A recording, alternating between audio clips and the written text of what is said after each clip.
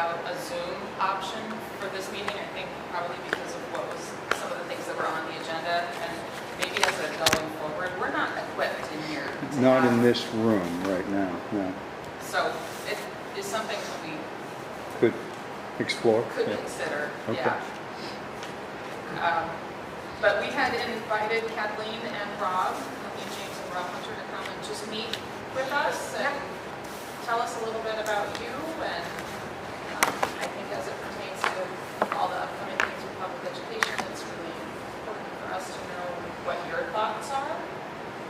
Great. And hopefully this is an ongoing first step. Yeah. It's an ongoing conversation.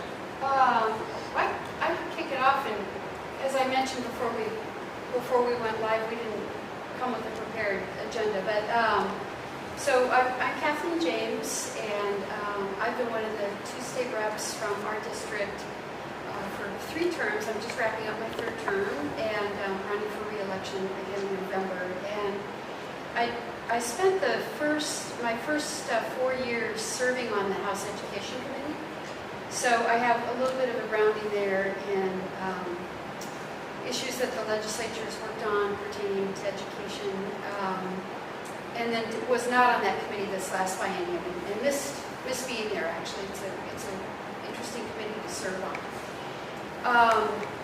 I think that let me stop there and let Rob introduce himself, and then I can talk a little bit about some of the things the legislature did this year, and some of the things that whoever is serving in Mount Pilgrim January will need to be ready to talk about. I taught high school English for 32 years. I was the department chair over November. I was there for 27 years. I started at school in West Virginia. Let's see. I feel very strongly about public education. And, having spent my first 2 years in Vermont here in Arlington, I know a little bit about the community, and I know how close it is and how small it is and how important this school is. So I think that just coming here, I want you guys to know that even though I taught down the road, I'm a champion of public education. In fact, I really feel like of all countries in the world, if anybody's going to have a strong public system, it should be the United States. So in my perfect universe, in my head, any public school should be as good as whatever, St. Paul's, Deerfield, whatever. Seriously, the resources should be there, and yet we constantly find that they're not. I know that we're in a jam right now in Vermont. I know that school funding is huge. All of our taxes are going up, including mine. I'm interested in learning what I can do. I don't know the ins and outs right now. I've been catching up and bringing bills, and Kathleen's been doing a great job of tutoring me and bringing me along and telling me what I need to know. We're in a little state with limited revenue, and we're in this little state with a lot of needs. And, education should be a priority in my mind. And so I want to let you guys know that I'm going to help in any way I can. Thanks, Rob. Oh, and I retired. Yeah, I retired at 23. So I've spent a lot of my time this year talking to voters and talking to fellow legislators and talking to folks in the communities I represent about the catch-22 that Vermont finds itself in when it comes to education funding. And like Rob, I attended public schools, and my kids went to men's, and a huge proponent of our public school system. And I feel like we're at a real inflection point right now where Vermont is going to have to figure out how we can provide public schools with the resources that they desperately need, and I think desperately deserve. I think our students and our teachers and our staff and our families deserve to have well-funded schools that deliver a high-quality, world-class education. But we're seeing that desire run up against the fundamental problem of our school funding system, which is that I think we all want that. And so we have school boards all over the state who work incredibly hard to try to deliver excellence to our kiddos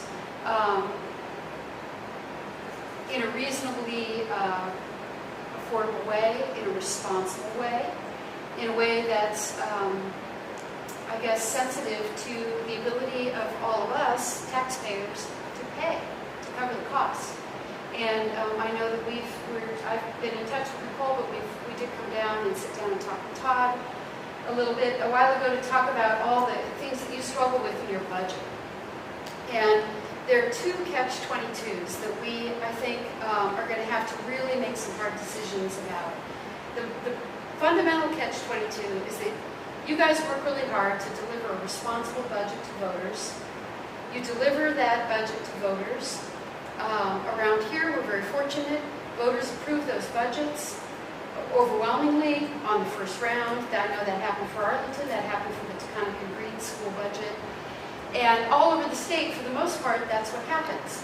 So these thoughtful, well-crafted budgets get delivered to the legislature, and our job is to add up the total of all of those voter-approved budgets and then go find the money to pay for that cost, to make sure that every single district gets the dollars that its voters approved. So we're sitting up in Montpelier trying to adjust the levers and raise that, whatever that final price tag is, whatever that $2 billion price tag is, we're required to raise that revenue. We can adjust the property tax lever for homestead and non-homestead. We can try to bring other revenues into the education fund through things like, you already know, lottery revenues flow into the education fund. Sales tax flows into the education fund. This year we were trying to raise more money to take pressure off property taxes, so we added a new surcharge on short-term rental bookings. So we're up there trying to pull these levers, right, to raise that necessary money. But it is self-funding. It all needs to come from somewhere.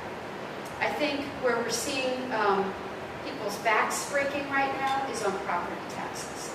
So how do we reduce that property tax pressure and still deliver those dollars? I mentioned that there are two catch-22s, and I think the other catch-22 is that that's the way in which schools are locally funded, right? You deliver the budget, voters approve it, legislature raises the money. The problem that you guys face, which is some of the hardest stuff I think that we have to grapple with, is that your budget is delivered to you with a bunch of huge building blocks in place that you also can't control. So when you're looking to cut or to deliver a responsible budget, I feel like you get huge, gigantic cement blocks handed to you, and it says, well, here, you can't do anything about this, you can't do anything about that, you can't do anything about that, but please deliver a responsible budget to your voters, which is, I think, fundamentally unfair as well. And I think that, unfortunately, I think sometimes it does take a crisis in order to bring people to the point of wanting fundamental change. And I think that we have reached that point. And I believe that in the upcoming biennium, the legislature is going to have to and is ready to grapple with those. The system is fundamentally broken for all the reasons I just described. So Nicole had asked if we could talk a little bit about what lies ahead. The legislature this year was able to do one thing to try to bring costs. We talk about, instead of the answer always being that we all pay more, how do we also rein in education spending? So a short-term thing we did this year was to bring back the excess spending threshold. That is a cost containment mechanism that will be in place for the budgets that you guys are about to start developing this fall. And it is set at, and I'm sorry I didn't look this up ahead of time, it's very easy to find. You guys may already know. It's set at, I think, 118%. I don't know. I do know, and I just forgot, Yeah. but it's already published. So there will be an excess spending threshold in place for the budgets that school boards are developing this year. And if you go above that, your property tax rate will take a hit. The Commission on the Future of Public Education is up and running. There's some ideas that have been kicking around for a fairly long time about how we might do a better job of funding our schools. One of them gained a little bit of traction a couple of years ago. We updated the pupil weights. I did serve on that task force. And we brought forward and started to try to talk about something we call the cost equity proposal.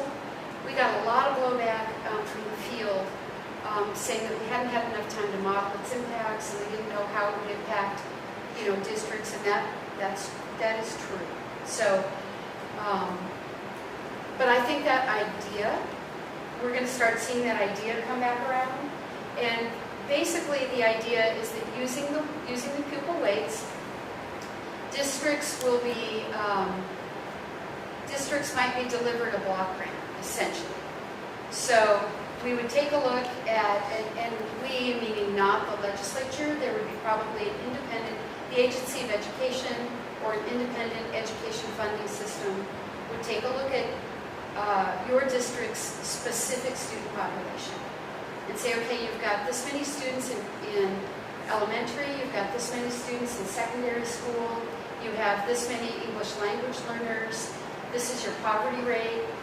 So based on all of your weights, which have now been updated and are accurate and objective, we think that you should be spending X amount per pupil. And so here is your block grant. And if you want to spend more than that, there will be some sort of transparent, easy for voters to understand mechanism where you could choose as a district to spend more than that. But in the ideal world, voters would know what the cost of that is going to be.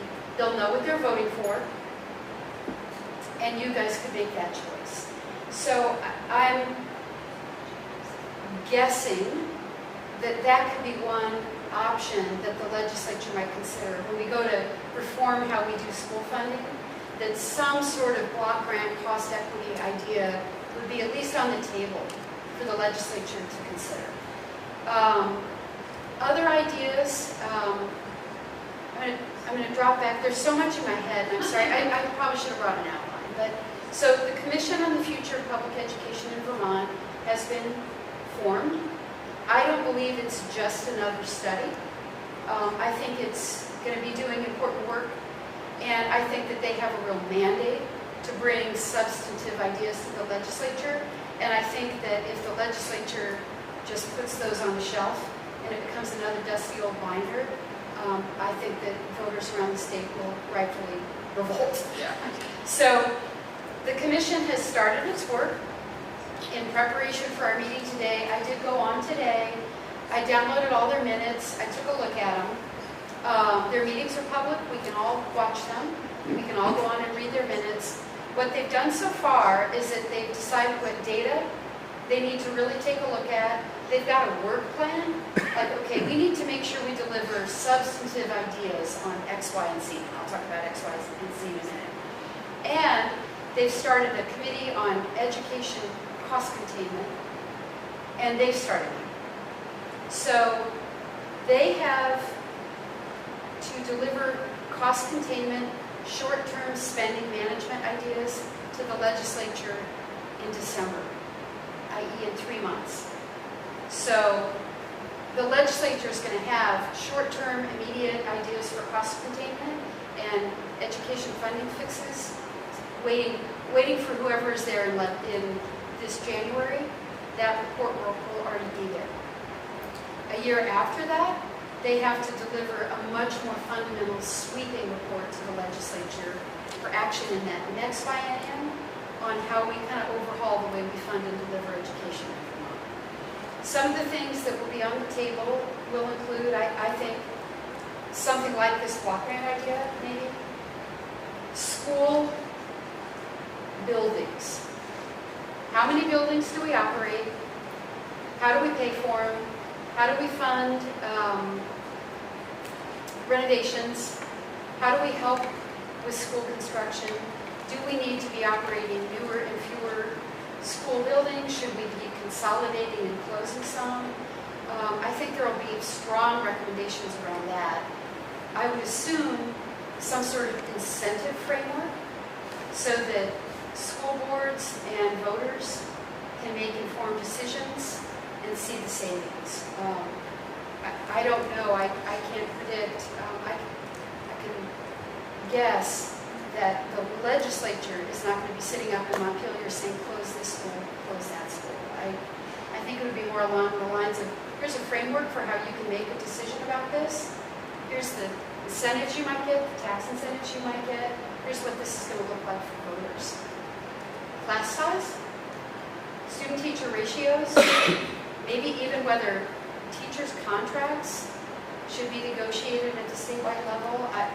I don't know what I think about that. I'm just saying there's a list of hot potato items that they're going to be making recommendations on. Healthcare for teachers is already negotiated at the statewide level. That doesn't seem to have resulted in savings. Why? What can we do about that? The cost of mental health that our districts are being expected to fund, asked to fund, and paying for, should we move that out of the school budget and make sure that we're just sufficiently funding UCS, right? Or should UCS be located, should UCS be sufficiently funded, and should they be providing the mental health care resources instead of our school budgets? There are many other things on the list, believe me, but every hot button item you can think of is on the list for them to be looking at, including the town tuition program. How that's going to, what that looks like going forward. Town tuition program, you mean non-operating, paying tuition to the schools? Mm-hmm. Yeah, so less relevant for Arlington, but hugely relevant for town and Green Shore. I mean, all of these things are going to have to come up for conversation because the last round of budget approval processes was a disaster in most areas of the state. So, yeah, I don't know how many, on the first round, I don't know how many school districts voted down their budget. I think How about many- a third. How many rounds they had to go through to ultimately get to. Some of them were forced into, I don't know, that they started with a approved budget. Yeah. I think about a third of budgets around the state failed on the first attempt. Yeah. And, that's just not a recipe for success. I think that's an understatement. But I think you all are in a very difficult position also. So, Rob said, what do we need to hear from you? What do we need to learn from you? What do I need to take away? Well, for us, I mean, anytime conversations come up about not just infrastructure, but governance structure, how our school system is structured across the state, whether that's supervisory unions, Okay. schools. Okay. Act 46 was the last big incentive Okay. for restructuring our school districts, which is very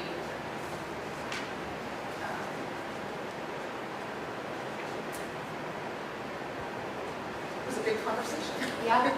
When you start providing incentives to communities to consider changing your structure or closing schools or consolidating, as a small school, we're concerned about those conversations Right. and how that would impact our ability to continue to operate. Right. Only the town can vote to close a school, so I want to be clear with anybody listening, the legislature can't tell us to close a school. Right. Only our voters can do that. But there can be some incentives or some cost prohibitive barriers that make operating a small school financially impossible. Yeah. So those are the things that, not that these other aspects aren't important to us, but when it really comes down to the viability of our school, part of that comes back to how are we going to address where small schools fit into the overall landscape of public education. Yeah. And those are questions that Takana Green is going to have to grapple with as well. But my, heart tells me that as difficult as those conversations may be, you look at Roxbury, for example, and even in the midst of all the legitimate pain that property tax payers are feeling, and all the legitimate demand for reform and change, voters will still went to the polls in Roxbury and voted to keep their small community school open, because those schools are the heart and soul of our small rural towns. They really are. And so I feel like in my heart, those kinds of conversations can only be left up to the voters. I cannot imagine the legislature deciding what schools are going to remain open or stay closed. I can only imagine a system of carrots, like, okay, Carrots is good. here's what you as a tax-paying community will gain if the voters choose to do X, Y, or Z. And if you choose not to do that, if the voters choose not to do that, here's what that will cost you, here's what you'll pay for that.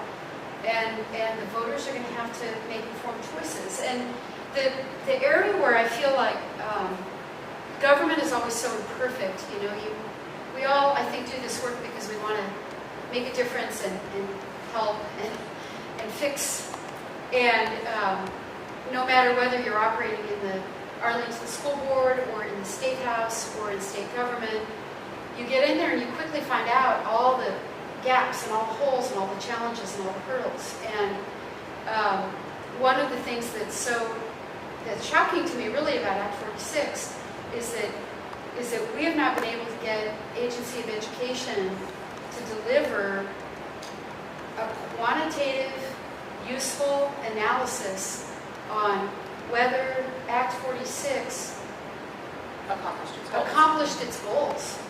And one thing I did see in the minutes today, and because we've been asking, and AOE is like every government structure, imperfect and underfunded, and they don't have the staff and they don't have the money. And I saw top of the priority list on the work plan for this commission is that they feel that they cannot go forward until they have that data from AOE, and Secretary Saunders said it seemed like she was going to be going to get that data. Because it would be ludicrous, I think, for the legislature to move forward with some second round of incentive-based frameworks for school consolidation and closure when we don't have the Act 46 data. Right. And look at Act 173. All the savings Act 173 is supposed to reap, and everything that's supposed to accomplish. And some of the first things that I did in the legislature when I was serving on the Education Committee was vote, I think for good reason, to delay it, because the field didn't have the supports it needed and the training it needed, and it had been rolled out imperfectly. And so everything that was supposed to be great and save money about it was totally working in some districts and completely hadn't even happened in others. Right. And the weights, I could go on, but a lot of districts really struggled with the weights this year because they didn't have the training and information they needed.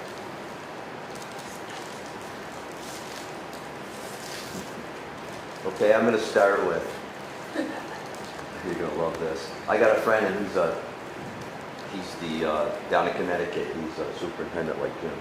And I told him I was coming to this. He said, my first thing would be, if money was always the answer, the kids in New York City would be the smartest kids in the world. Seems like the legislation is always take more money and try this, take more money and try that. You've driven most of the locals out. They can't afford a house. They can't afford anything in this area. And it's probably the same way in the rest of the state because of all this taxation, property taxes. And I guess one thing is, I wonder why isn't it income-based? Do something income-based to take some of the pressure off the property tax layers.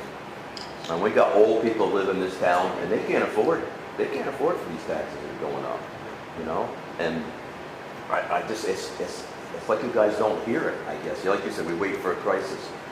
Well, you should be proactive, not reactive, is my answer to that. That's what business has to do, or they don't survive. You say consolidate schools and all that, and that scares me because I'm a firm believer, and this is the hub in the center of Arlington is a school.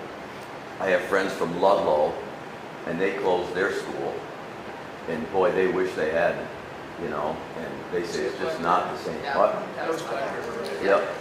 And then I asked him, what kind of savings did you get? So we didn't get no savings. The state told us we were going to get this big savings, but it ended up being nothing.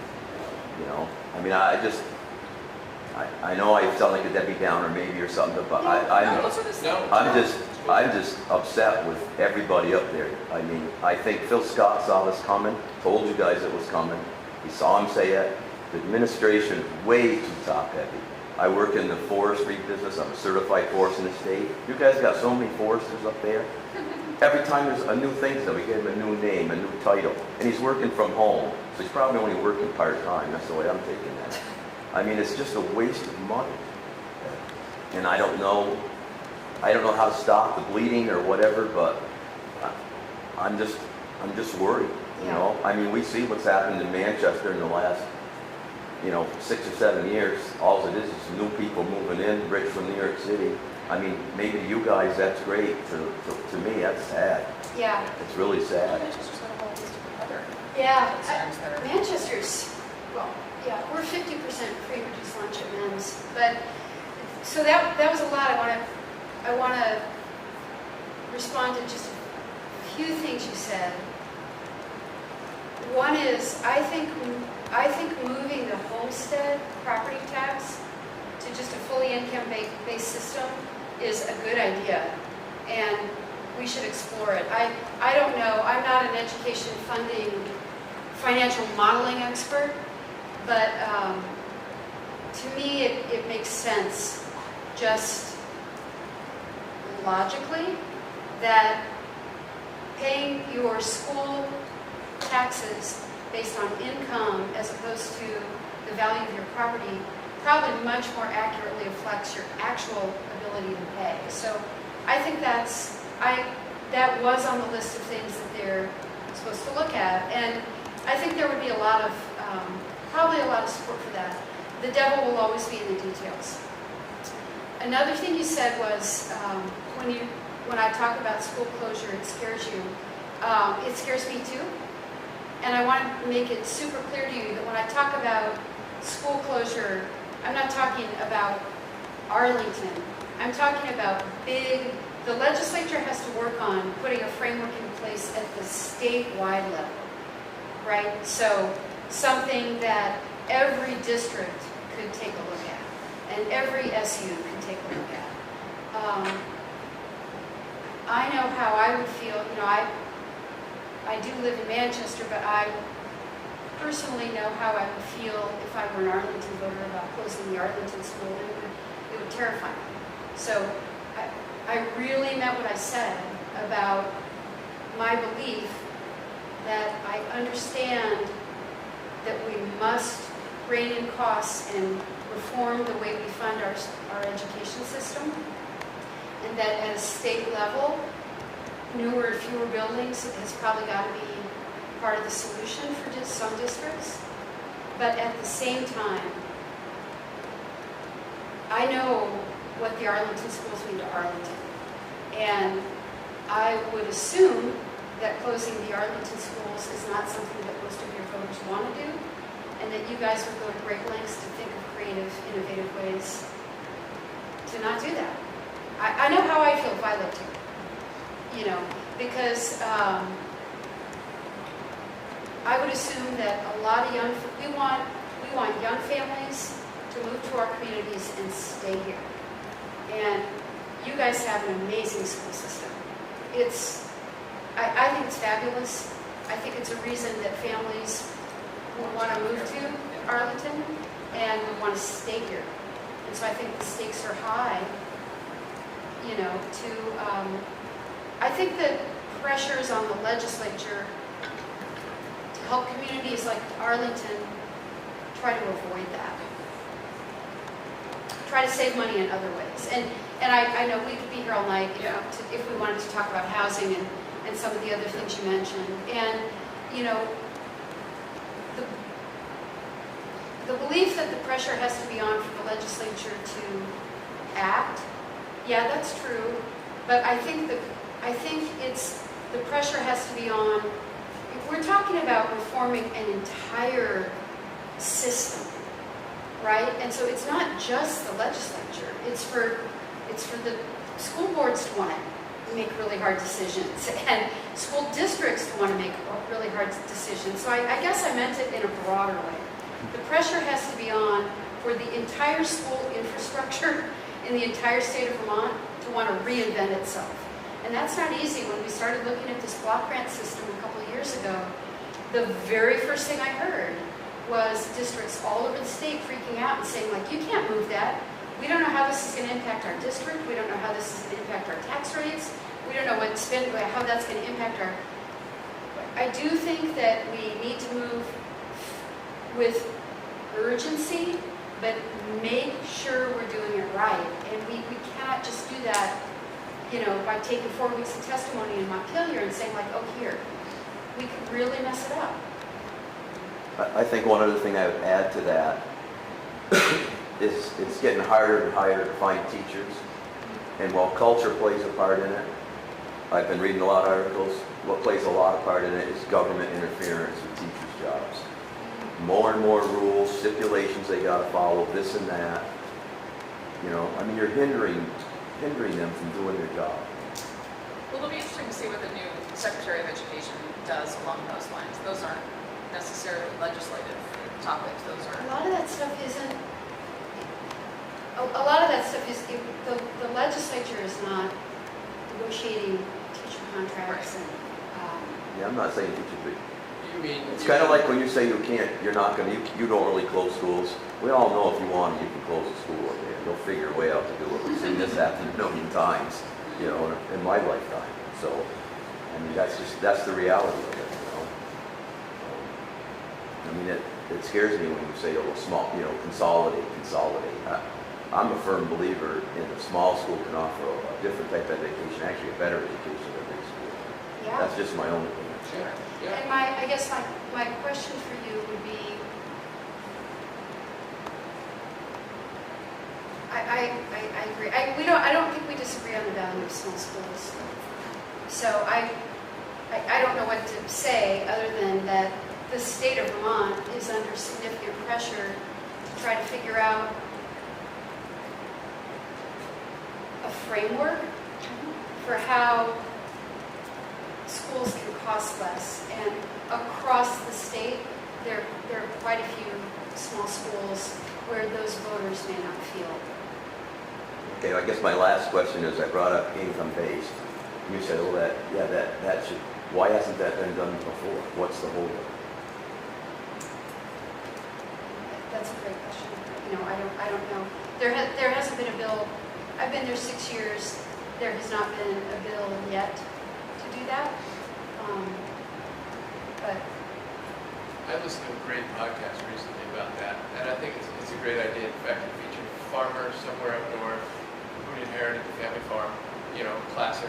And of course, it was however many 100 acres, worth a ton of money. Yeah. But of course, he was making $40,000 in his tax. His property taxes were on the 100 acres or however many 100 acres it was. And I thought, and actually, Kathleen and I talked about this the other day, about that idea of income-based, education funding. And I kind of wonder, like, in the end, is it going to produce as much, or not as much, or...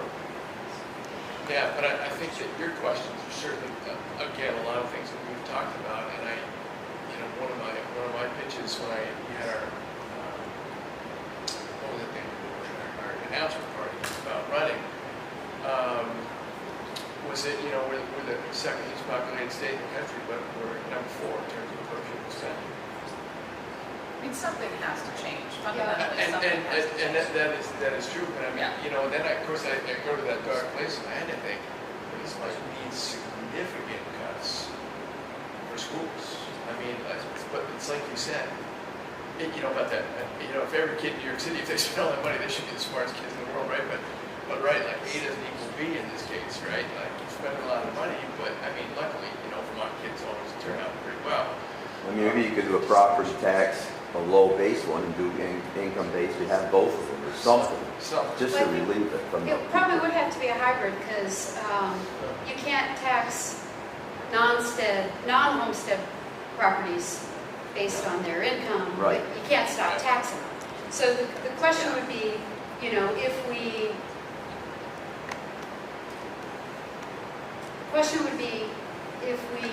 move, what I would have to be convinced of, it's just a matter of, getting a fiscal analyst to run the numbers, is that would help people who pay right now based on homestead. That there's really no reason to do it. It would make it simpler and easier for everybody to understand, and I guess that's enough of a reason to do it, but you would also want the primary outcome, I think, to be that the folks who pay, that homestead Vermonters, all of us, come out ahead somehow by doing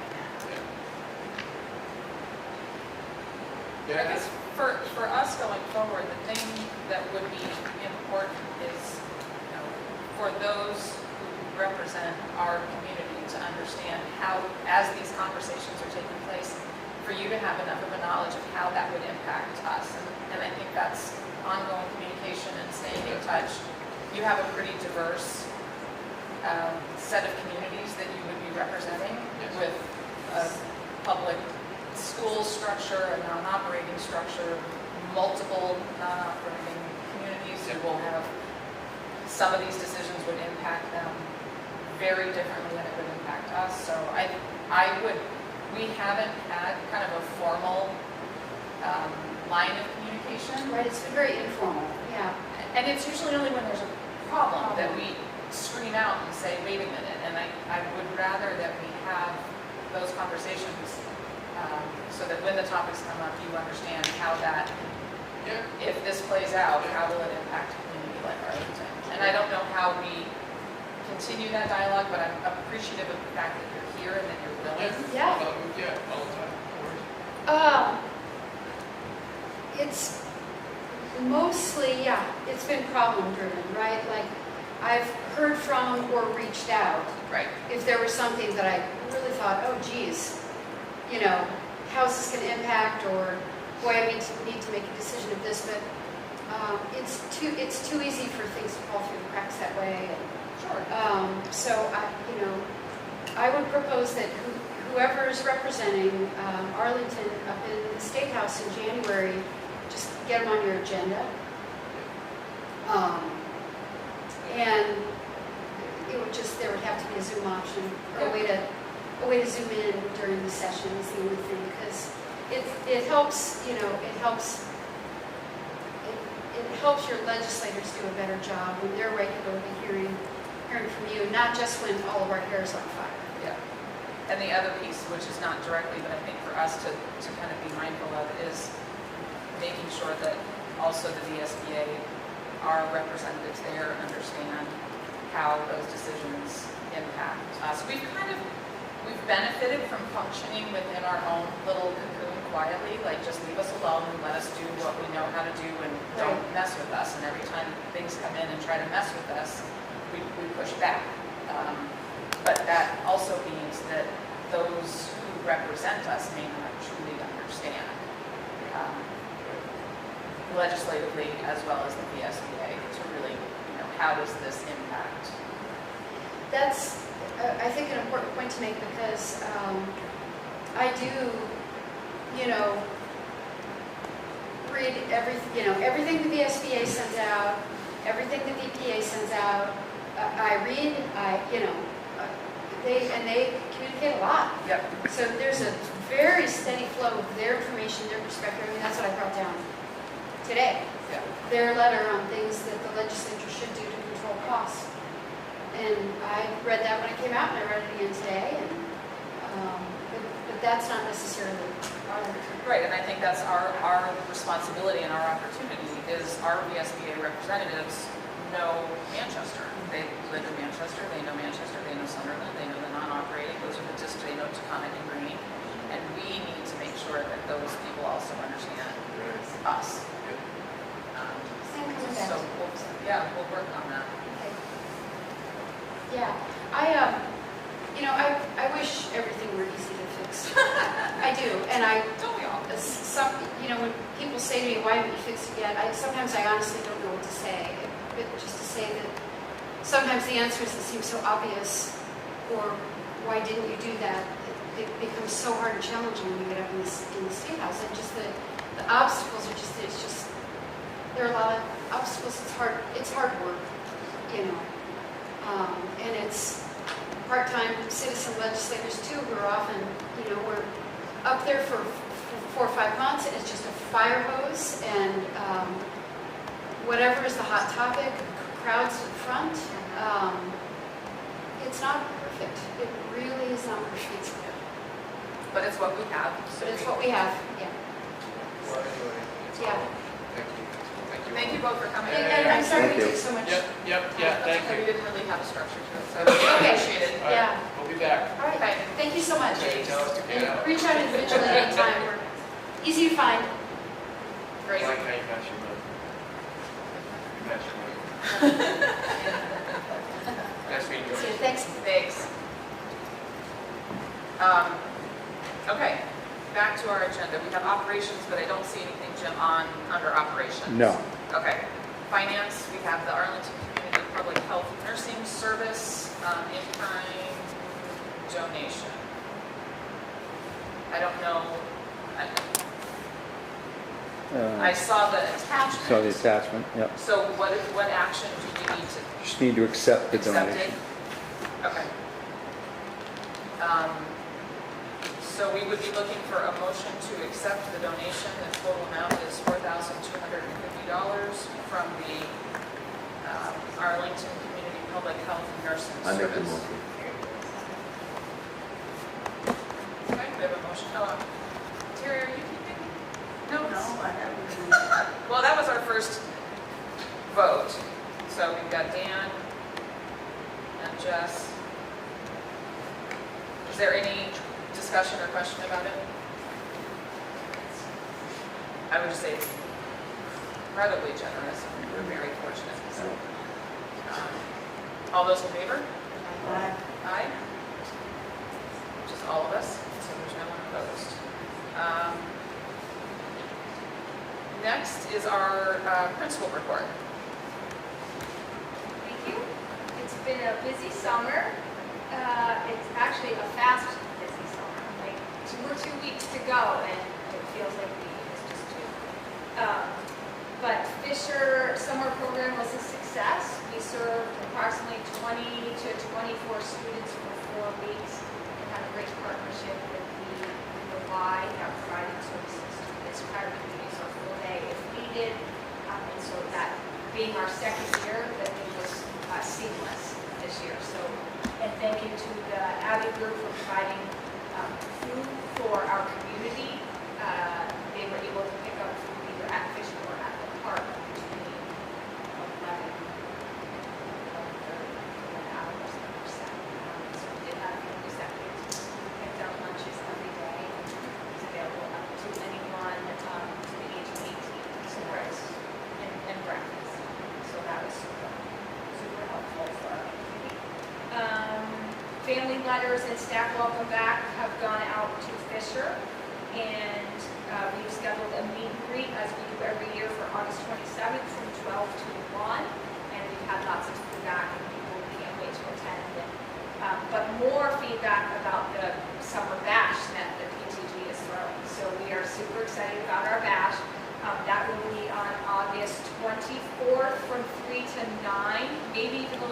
getting darker earlier, if you haven't noticed. So fireworks will probably be a little bit earlier than 9.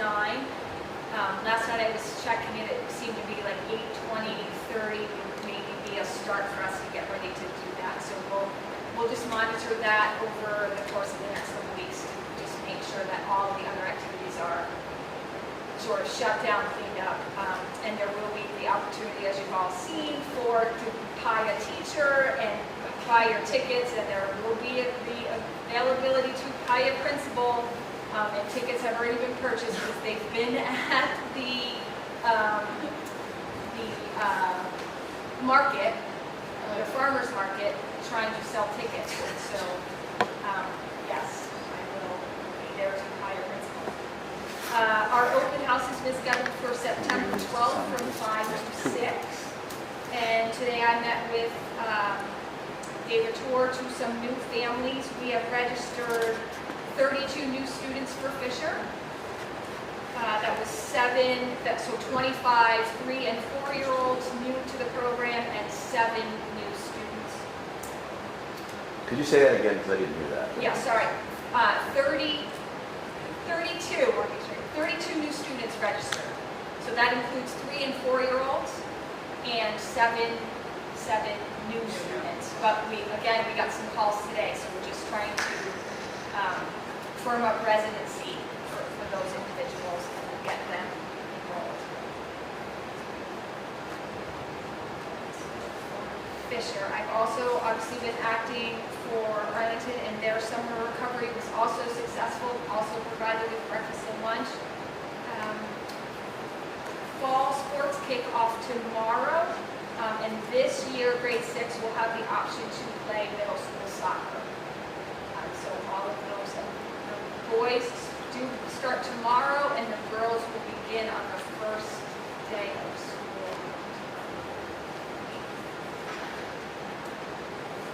I have scheduled a 6th grade orientation just so that those students have the opportunity to come. Joanna will be there with schedules. Schedules are going out to, Joanna's still in there, printing them out. We're hoping to get them out in the mail tomorrow or Monday at the latest so that everyone has them. 6th grade, if they don't have them, we will have a copy at the orientation. Joanna and I will be there. I just wanted to give those 6th graders an opportunity to be in the building without anyone else here, see their space, know where they're going before the actual first day. So we will do that. Schedules out this week. We have 3 new hires. Some attended the training today with Nick. There's 2 new hires at Fisher. And we opened up the choice agreement expansion, and so we got 6 new choice students. So we have 9 total new and 7 regular, and I registered 2 more today, so we have 18 new students at the high school to date, and we actually had 2 more call today. 1 actually stopped and 1 call, so we'll figure out their schedules. I think the board's 18 was the limit. Right. So we'll be done with choice. Are they all from south of here, or are they some from north or any place else? I asked that question and I had that number. Because I asked for, I'll have to bring that to you next meeting. I did ask for tuition students from the north, just so I'm sure that we are making sure that those names and billings get to the proper locations, because there's the number of them. 18 is our number though for Right. public school Oh. choice. For public school choice. Yeah. Yeah, so 18 is the number currently of, there's Total. 7 regular total, yes.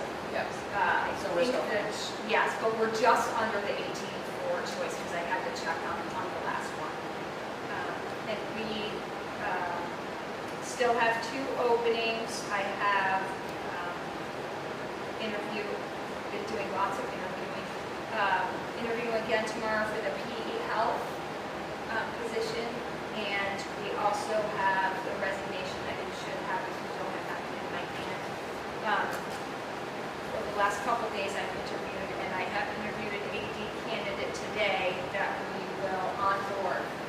Get what? On board, which means probably start because the season is tomorrow and then, Wait. A resignation from, Your athletic. Greg Straight. I did not see that one. Was that in our? May have come in there's as the, Might have come in after the packet, yeah. Came in by email. Okay. the SVL meeting is Tuesday. And so, I've talked with Nick, we'll prepare a noun form and have that for you by our next meeting. Okay. This has, when you talk about interviews, you're interviewing for the health PE. So these openings, we still have a PE health, and we still have a paraprofessional opening, Yep, and then we have a medical leave that we need to fill. yep. That's what's currently left. I think you said they were interviewed from the AD. Yes. Yeah. But it hasn't been posted. Yeah. The AD position? Okay.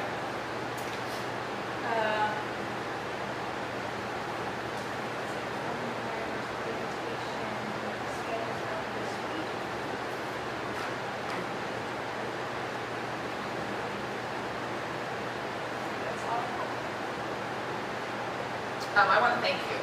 You stepped in when we were in need for a plan for the summer, and you obviously have picked up a lot that was in process and tasks that were to be addressed that you've just taken on and moved forward with. So certainly recognize that it's a considerable amount of work. I don't think that we ever publicly communicated that you were going to be acting in that capacity. I think as people reached out to the school, they were told that that was the case, but I think you've done an excellent job. I think it's been great. Jim, It's a lot actually- better, there's been more communication, I really like it. I think there was some communication out to the staff. So Yeah. the staff is aware. yeah. And so that they were very appreciative of the summer help for recovery and attendance and all those pieces. Okay. I guess I do have a question on the, Nick, I don't know if you can comment on the process. If we are interviewing for a position that isn't posted, So we did post, so just, yeah, timing, so that resignation came in Monday, late Monday. So we didn't have time to include it, just the agenda had been born. So Deanna and I worked with the existing job description, we got it posted right away. So you'll see Okay. it is posted. So Deanna's interviewing as she's getting applicants to move it along.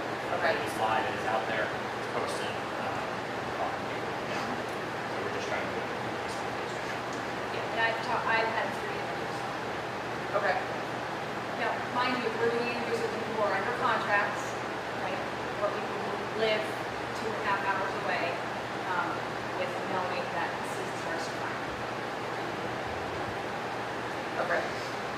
You've been throwing a lot of curveballs, I think you've done a good job.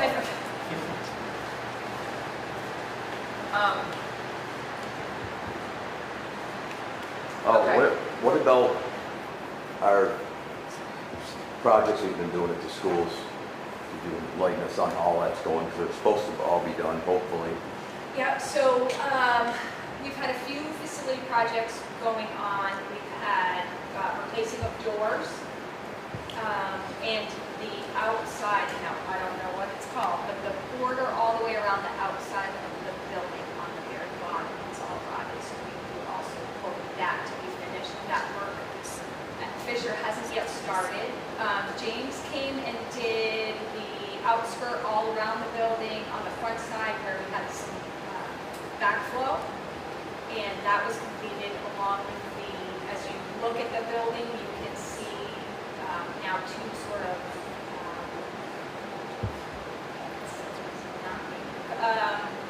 two sort of little alcoves. One covers the solar to make it symmetrical, there's one on the other side, but that's the plan for that, I heard, is that when you put in, units, no, not basements.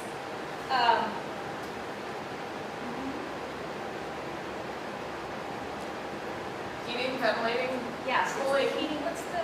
the HVAC? Heat pumps, The heat thank you. pumps. Heat pumps. Sounds like. It sounds like, Putting it looks in the like, wall. looks like, is it time? They Two were words. also covered there so kids can also access or get to those. All of that work is going to be needed. Jamie has been giving a to-do list at the very beginning of July from me, and we are slowly chipping away at those.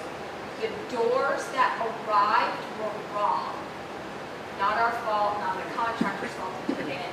So we're trying to rectify that.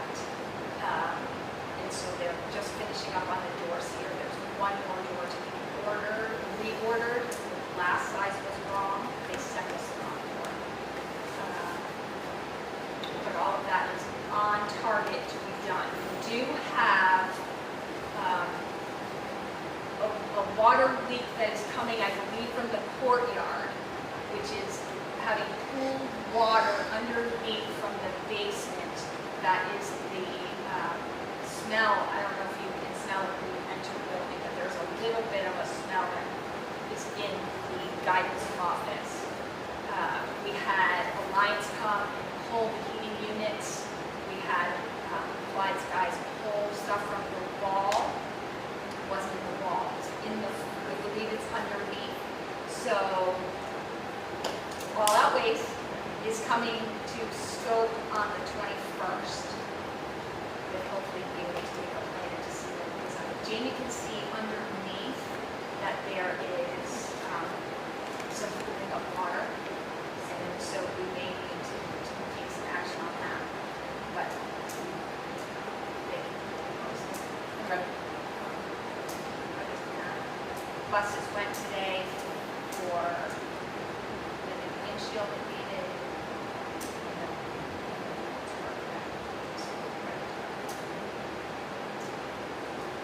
Okay.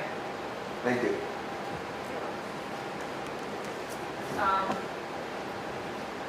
Jim, the next item is the ASD potential positions discussion. Yeah, we have Director of Student Support Services here this evening to discuss what that changes, and also Rachel and your principal are aware of it too, so I'm sure, Kate, are you addressing this? Sure. Yeah. We're gonna get out. Yeah. Can we get that out? So Rachel has been keeping track of all the learners entering the district. We had, as you heard from Deanne, a number of new children move in. And you've had an increasing number of children that have some specific needs. Would you mind, Sure. if you stand that way a little bit, and then whatever's on, there you go. Sorry. It's okay, thank you. Okay. So essentially, you have an increase of children entering your district that have some autism spectrum disabilities. And so Rachel has put together a proposal to create an elementary autism-based program in Fisher. When you start to program for children with autism, you need a multidisciplinary approach of different professionals to help meet the individual needs, including a special education teacher, board-certified behavioral analyst, registered behavior technician, OTs, PTs, speech. Many of these professionals you already have in your system, but what we were proposing to do is increasing the number of special education teachers by one to create a programmatic center for the children to attend at Fisher, as well as adding a board-certified behavior technician, registered behavior technician, to allow hands-on care for the learner, a particular learner that's entered your district. So we looked, and knowing about the cost impact being a very important aspect of the proposal, we looked at ways that we could offset the cost by using other positions that were currently open, not filled, yet funded. And so this full-time special education teacher to serve the learners, and this was prior to this week's registration and enrollment. So at the time we wrote this, there was only 2 learners, but it could very well be more now, given the enrollment pressure from the last week. We've had a slight significant increase in the positions.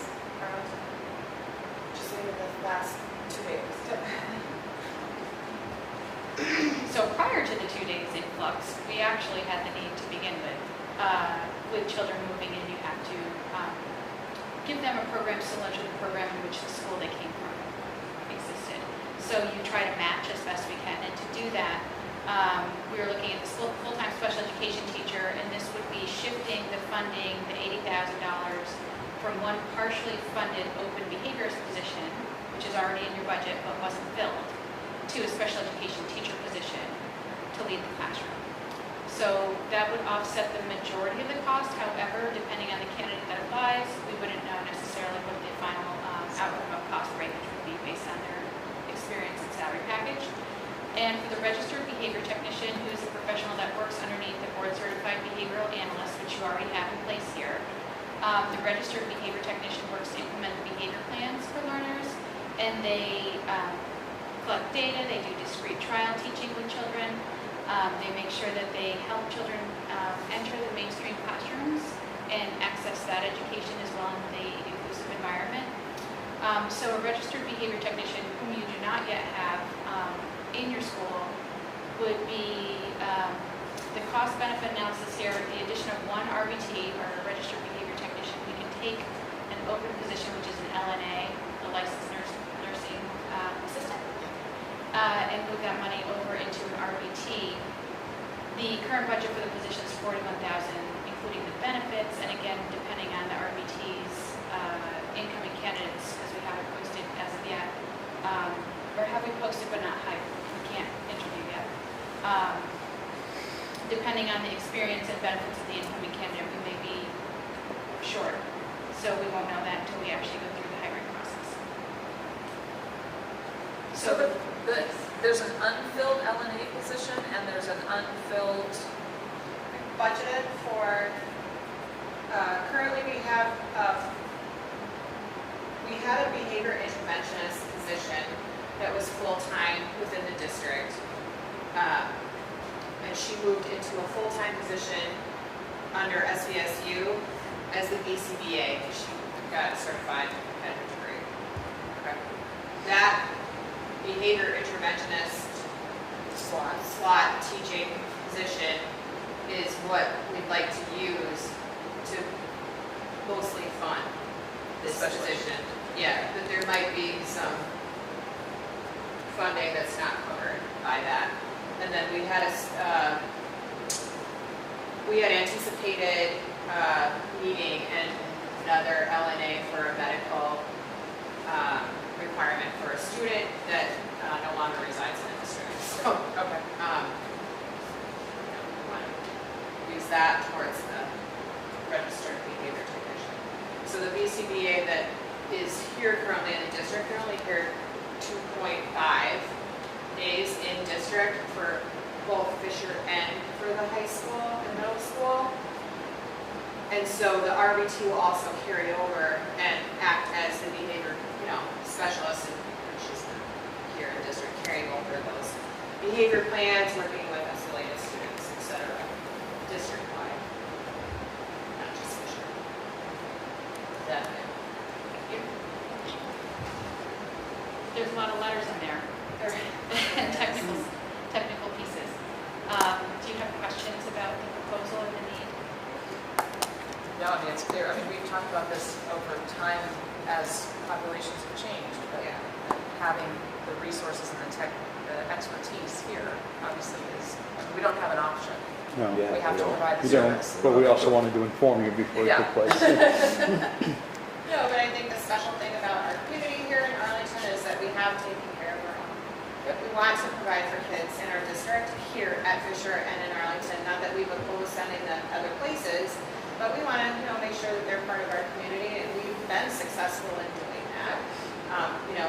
Since 2007, really since Dan's been here, right? So But I think a motion to accept the proposal as presented. I make a motion to accept it. second. Thank you, Terry. Any further discussion On positions or on that topic? on that topic? Okay. All those in favor? Aye. Okay. Thank you. Thank you for your support. Thank you. Nice job, Rachel. The other position that was brought to our attention was, I don't know if Nick or Dan are going to speak to this on the request for custodial position. I can discuss Yeah. Monday, but, so in April, Can you speak up? yes, I can. In April, we moved people around because we had made the cut of the custodial position that wasn't filled. And so we moved people around, we moved Vinny to the high school. And so there are 2 people currently here at the high school and 1 person, and then 1 person to oversee all the facilities within the grounds outside. Since April and over the summer, the cut has really given an impact. The 1 person at Fisher cannot do all the work. At best, I need the 4-hour position back, but would love if we could, since we did fill some positions, like the math position, it is their funding that we can just reallocate to the custodial position until we get to budget, so that we can, again, it was advertised and get teams. It's, she did it, but it's a lot of work. You can't even move a table without dragging it across the floor for 1 person. It has been quite a feat, and the building looks great, but I am asking if we could look to repost that position. The one caution I want the board to understand that if you're funding this within your budget from an unfilled position, namely the math position, which is being filled by teachers receiving additional stipends to cover, when you get into your budget process for for the next school year, you're going to have to acknowledge that and decide that you're going to, because that is not a sustainable long-term plan. It'll work for this year, but if you are going to replace that math teacher, then you are going to have a net gain of a position in your budget. Just want everyone to understand that. Yep. We don't really have any choice right now, but I think the principal makes a valid point for the need of the position. I think you knew when you cut it, I mean, you were trying to get under a number to get your budget passed, and it might sound good in numbers, but in the reality of the work that needs to be done, maybe it's not working. Okay. So I recommend you do it, as long as you have that understanding that we're going to have to address it when we get to the budget. Yep.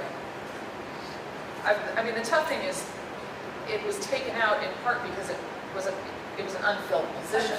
So And we may not be able to post fill it, it. I don't Right. know, but But the need is I there. do feel like we need to try, and when we get to budget, we need to remember we're using that funding, but that the salaries in the teacher line should remain, and then we would add to the custodial line.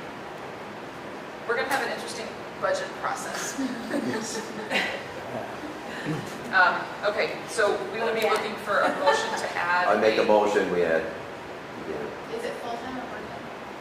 I would love full-time, but remember we had the part-time, we had the 4-hour position from April to June. And that, I think, was what made it work. And then the summer, when we didn't have, remember, because we didn't budget for summer help, we didn't budget for an additional person, so it just, it fell, and it became glaringly obvious that we need that full-time position. Now, if I can't fill it full-time and someone says, I can give you 4 hours, I'll take the 4 hours, Yeah. but we'd like to. I would recommend you post it for full-time, see what applies, and negotiate down from there if you have to. Okay, so we have a motion to move forward and approve a full-time position for this upcoming school year. From Dan. Do we have a second? Terry? Any further discussion on the motion? All those in favor? Aye. Aye. I've done a terrible Thank you. job Tina will be keeping very happy. minutes.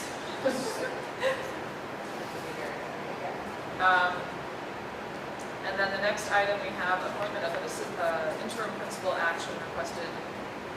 I think you need to formalize the agreement that you have with Deanne, who's been acting, so make the appointment make it a motion to make it official that you're going to appoint her as the interim principal of both schools for this school year. Okay. just to kind of explain our process, or to reiterate our process, we had posted for a principal position for the middle and high school and went through that interview process. We have had an opportunity to re-engage in conversations with our current principal about continuing the structure that we have right now in place, which is a single principal. We have filled the assistant principal at the high school. We will need to readdress the assistant principal at Fisher. This is a model that we've talked about for a long time. Deanne understands that our intention is to get her feedback on how this works. If it's working, if it's not working, what is the right structure that we need to have in place? And so this would be formalizing, extending that coverage. So we would have one pre-K-12 principal for this upcoming year. It's a one-year interim agreement. So we need to... I make a motion that we offer the end position. Yeah, extend the interim principal agreement for 1 year. Second. Okay.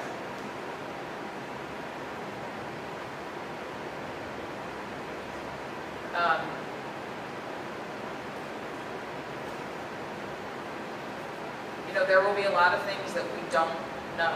We're not going into this with a pre-designed plan. There will be a lot of things that come up that we didn't consider or didn't necessarily anticipate. I'm hoping that, that people can be patient and understanding and give us some time to work through this. For anybody who's listening, we believe that this is a structure that can work for a district of our size, and it's going to take us some time to make sure that we put it in place properly. So, I think this is the move because we have somebody who's very familiar with everything here. So it's perfect. yeah. Okay, so we have a motion and a second. All those in favor? Aye. Aye.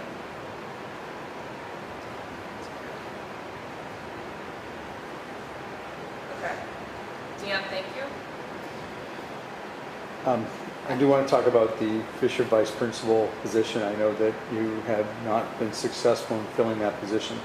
And I want to revisit what we looked at earlier when we started talking about this model about whether we stipend somebody, with how close the school year is started. And if you remember, our attorney recommended that we do not, or advised against giving a stipend because having someone supervise someone who's in the same union would not make sense. But we do have that model in the SU as far as Woodford Elementary School does have someone who receives a stipend for being the administrator, supervisor of the building, I think is the term they call it, under the direction of another principal. So given the time, I think that's an option the board should consider, the principal should consider, if there's, because you're not going to get a vice principal before school starts, but you may get someone willing to take a stipend to be the supervisor of the building while you're not in the building. So I offer that as a suggestion. I don't think we have a choice. We have to have somebody in case something happens. Yeah, all our schools have a Coverage plan. coverage plan, so that has to happen. We currently have a coverage plan, so I Yeah. can speak to that. Yeah. Was an assistant principal position posted specifically for Fisher? Did we end up posting? The position was posted as an Arlington school district, so it didn't delineate Yeah. one or the other. So we didn't repost that position after recent conversations? No, we pulled from that Original? From that pool. original, yes, from that pool. And even did some second interviews. Just If we do a stipend, we have to do the whole year to do it in case something comes wrong. We can always prorate it if there is another candidate that comes forward, the stipend will be prorated, but you may even, you're still having somebody in charge of the building if, that person can always be out too. Both administrators could be out, so. And I think the reality of finding a qualified candidate to be an interim vice principal at this point has passed. So I think this will be the best option. Well, I make a motion to do that. I don't know that we need a motion because there is a. Because you already have it, and the plan in principal said place. that they're going to reach out and. I'll reach out and I'll. Okay. Okay.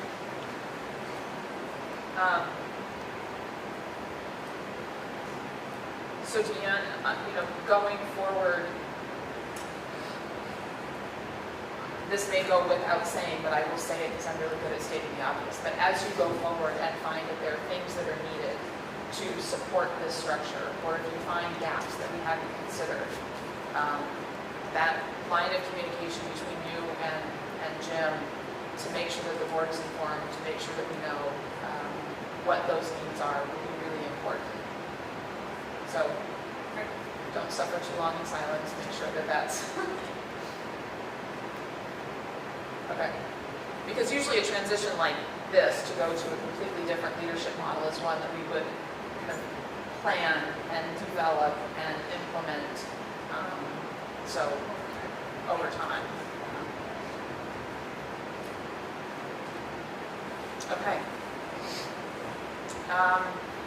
On the consent agenda, now that the meeting is underway, can we revise the consent agenda to include the second resignation, or do we have to put this on the future, just in terms of the proper process? Yeah, I mean, it's a tradition to vote to accept a resignation. It's not something that you really have to do, so I think adding it would be fine, acknowledging.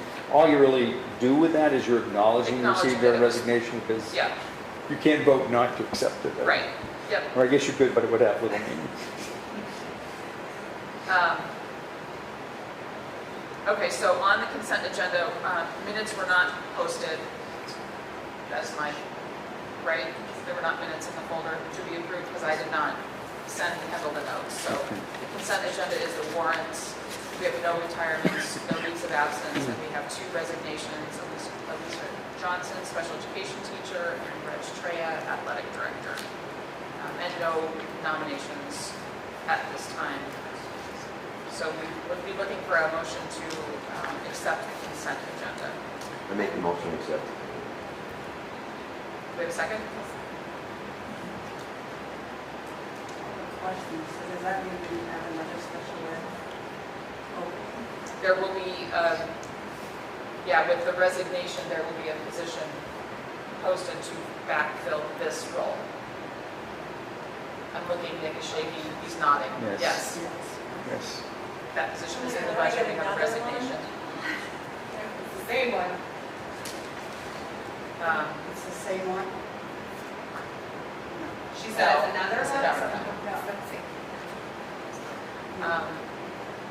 So we have 2 in need, is what I, Okay. does that make sense? Yeah. So in comments and discussion, I guess, with that motion, I would thank both Alicia and Reg Treya for their service to our district. Losing any staff at any point in time is not ideal. Losing staff at this point in time, they will be missed, and we will move forward. So the motion is second. All those in favor? Aye. Superintendent's report. Good evening. Few items. Last week we held our annual Leadership Academy. It's a different name. It used to be the SVSU Administrator Summer Retreat. I decided the name sounded too much like we were all hanging by the pool having a good time, so we changed the name this year to Summer Leadership Academy, because our administrators really go back to school for 2 days with training and updates. Both administrators, your new vice principal here at Arlington Memorial attended, and the now principal of Fisher and Arlington Memorial attended for 2 days last week.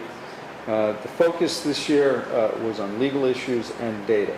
We had 2 guest speakers. We had recently retired from the Agency of Education, Bob Stafford, who is the person that reviews and investigates allegations against educators who hold licenses. So he was very insightful about how principals can help maybe guide their staff to keep themselves properly licensed and not in any danger of losing their license, which does occasionally happen. So thank Bob for attending that, even though he had committed long before he indicated he was going to retire, and then he decided to retire, but he retired June 30th, but he still attended our retreat and was a guest speaker. The other was SBSU attorney Dina Atwood, who came as she comes every year and gives educational legal updates pertinent to our administrators, will help them, guide them through their job in the school year. And it's always a lively question and answer period afterwards with Dina, with administrators, with wanting to know and challenge her legal mind. And then all things data, which is the theme of what we're doing with administrators all year. It's the looking, analyzing how we best use the data that we're gathering on student performance, school performance, and sharing that. So that will continue throughout the principal meetings throughout the school year, but it unveiled in full. We also have some team building activities, and this year we were at the Clark Art Institute in Williamstown with teams of 4 administrators. I'm not going to say from my observations, I wouldn't say roving through the museum. It was a race to get done first. There were prizes, of course. They all had a clipboard with paintings that they had to find and write descriptions of, so they had to go through the museum through it. And the secondary challenge was to find paintings that had cows and paintings that had boats. And I think there was 21 cows and 120. Much debate about the Yeah, 120 something boats. So whoever came closest, The cow or the boat? the Price is Right rules applied. Whoever came closest without going over were the winners. So that ended on a positive, fun note, and get our administrators knowing each other and working together. I am pleased to say that the SBSU has finally filled the position of what was our equity coordinator, but the title has changed to the new Diversity, Equity, and Inclusion Administrator, or DEI, and that her name is Jess Bouchard, and you will see her eventually at a meeting. She is an SVSU employee, so I will introduce her first at the SVSU meeting this month. And then she will be coming to all board meetings with a presentation on that topic. Excited to have her join us. I think our principals are excited to have that resource back because it's been lacking for almost a year. We talked about budget. I hope you all saw the memo from, you might have got it from the Vermont School Board Association. It also came out from the Vermont Superintendent Association and VASCO sent it out. So it was a joint 12-page memo. I have read through it twice now, and I still need to read more, but we will share that with all principals when it comes to starting the budget process, which is right around the corner. We will be starting our budgets, but you heard a little from our guests today about the challenges that our budgets are going to face, and I think the timing of that memo was kind of coincided with the release of tax bills going out, so, and the challenges there. So if you haven't, some of the other board members asked, you may get it again from us. I asked my administrative assistant to send it out to all board members so it's at the top of your pile and you don't have to go digging through for it. So the last thing I have, at the June meeting, there was a request for a parent-placed student other than at the high school. So I met with the SVSU attorney, Dina Atwood, asking for advice for that. So she gave several cautions, and everything that I'm telling you tonight, I did talk to the parent who had requested it. But this is not about high school choice. That is a state program. You have that. But this is if you wanted to accept tuition students from operating school districts. That's the difference, because you do take tuition students from non-operating school districts. So the caution is One, it has to be a fair and equitable process. Like you would need to advertise that you're going to accept, say, 5 seats, or or here's the grade levels that we're accepting seats for. And her caution is, you can't discriminate, you can't pick, you can't ask if they're on an IEP, you can't ask if they're on a 504, you just take it. And the district would assume all costs from $1, regardless, so whether that exceeded what you got from a parent tuition, and the parent can only charge them with the state charged tuition. So if you did this, Dina's caution is you could have all extraordinary costs on your budget, which doesn't happen with your non-operating districts like Sandgate. If the student has extraordinary costs, Sandgate pays it. But if you accept them from an operating school district, and you take that tuition, and the bill's $100,000, you will pay $100,000. Yep. So, and we don't. I did tell the parent that I spoke to that there isn't a process in place for this school year. The board could instruct me that you want to, and we quickly post and advertise. What typically with other schools they'll do, you meet with the principal. The principal might say, I think I have 2 seats in grade 2, 3 in grade 5, and so many in grade 7 or whatever. If you want to do that, but Dina was advising against it. And I did tell them that that's what I would report to you, but the final decision is up to the board. And we've talked about this on the pre-K level, because we have had in the past situations where we had students who from outside of our district who wanted to attend our pre-K program. And so we've had similar practices, but we would really need to consider this at all And I think the difference is with pre-K, like that's a standalone. So there's no, like they may come to your pre-K program, but they won't be coming to your first grade. Right. Where if you accepted somebody as, say, a 5th grader, you've accepted them and they will be here till terminal grade.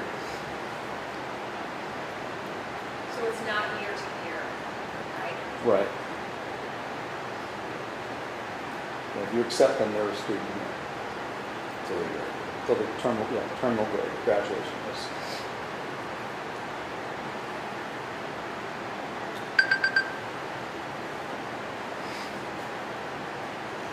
I don't know, which is fine, there's no need to know the circumstances of the reason why someone is coming and requesting this, but I think for us to do it thoughtfully and intentionally, it would have to be a program that is designed. Yeah. A And one-off. we could design something like that, but I don't see that happening in the next 2 weeks, right? It's like similar to like the high school choice. I would say you model it on the way the high school choice program is. Here's the deadline, everybody knows the deadline. You have to apply by March 1st. If there's more, you got to develop, here's the procedures and here's the regulations. We say the school determines there's 2 openings in grade 7 and you have 5 applicants, it will be a lottery, but you need to state that in a written documentation that this board then votes on those procedures. So I don't see that happening for this school year. When this came up at the last meeting, I guess what I was expecting, and I apologize for not checking my assumptions, but that what we would be getting is a recommendation on how to handle this. Well, I know the procedure that I could develop for you, similar to how we did inter-school choice in the elementary districts of the SU, which then the board has voted to suspend and they don't have it anymore. But we can easily take the procedures and it's already outlined. And the same with high school choice. The inter-school choice for the other elementaries in the Union Elementary School District is really copied from the high school choice. So the procedures are there to do it, but I also had the recommendation from the attorney that she would advise against doing it. So I did not go any further than that. Apologies for not knowing the answer to this, but under the public school choice, students that we take in here, there's no tuition money for them. Correct. It doesn't follow the student. So additional educational costs for that student are also then not covered by the sending school. So it's the same situation, right? Whatever those additional costs are that as a receiving school that we would incur on any of those On students. any of those, so it would be similar, right? So it's the same situation. The distinction, the difference is that Yeah, under this, the families would be paying the stated tuition rate. I might want to ask Dr. Abbott that. Do you know if that on high school students who are placed under the high school choice, any extraordinary costs, does that get billed back to the sending district? Because I thought it has on occasion. There's been some negotiations on those. The one piece I thought that we didn't have, I think it was built back. Yeah, so I can't say that's correct with confidence, that, because I seem to recall where there was some build back on the high school choice. I'm getting nods in the room. I think prior to, but there are some times where we haven't built back, and so back when we first started, and I think maybe it was Jim Kosis was like, well, you should be billing back for this. And we're like, what? So there was some I think there was some clarity that we weren't sure on, and I'm not 100% sure. Yeah, so I don't want to give incorrect information to you So I tonight. don't want to make a decision Yeah, we don't know without enough about it. knowing that. Mm. Because if the receiving school is already incurring the costs for any other educational means, then this is No different. no no. different. So I wouldn't want to draw a distinction there. But if the receiving school is billing back for additional educational costs, we should. And I know can't that. sit here this evening with confidence and tell you which is correct with the high school choice program.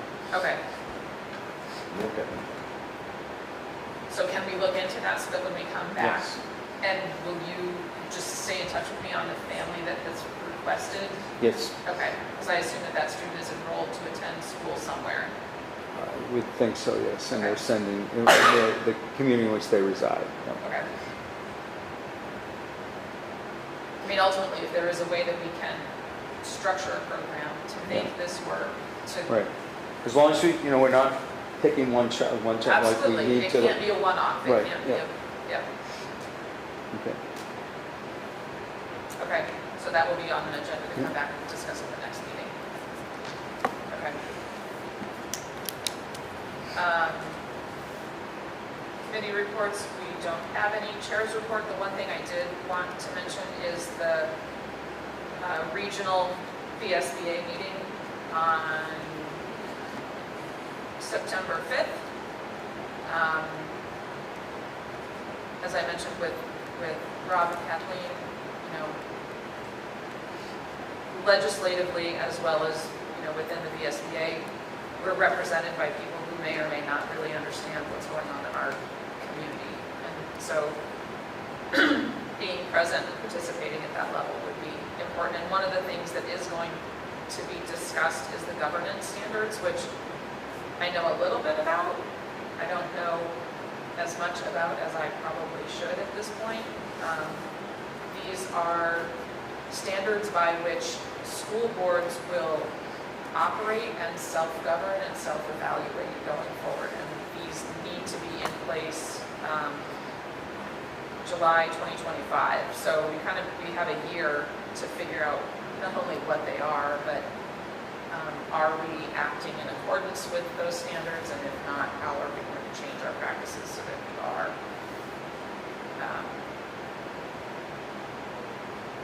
So hopefully we can get some people from our board to attend that meeting on the 5th. That's it. There was a budget status report posted. Is there any other business for us for tonight? If not, then we will take a motion to adjourn at 7:07. 07. 7:07.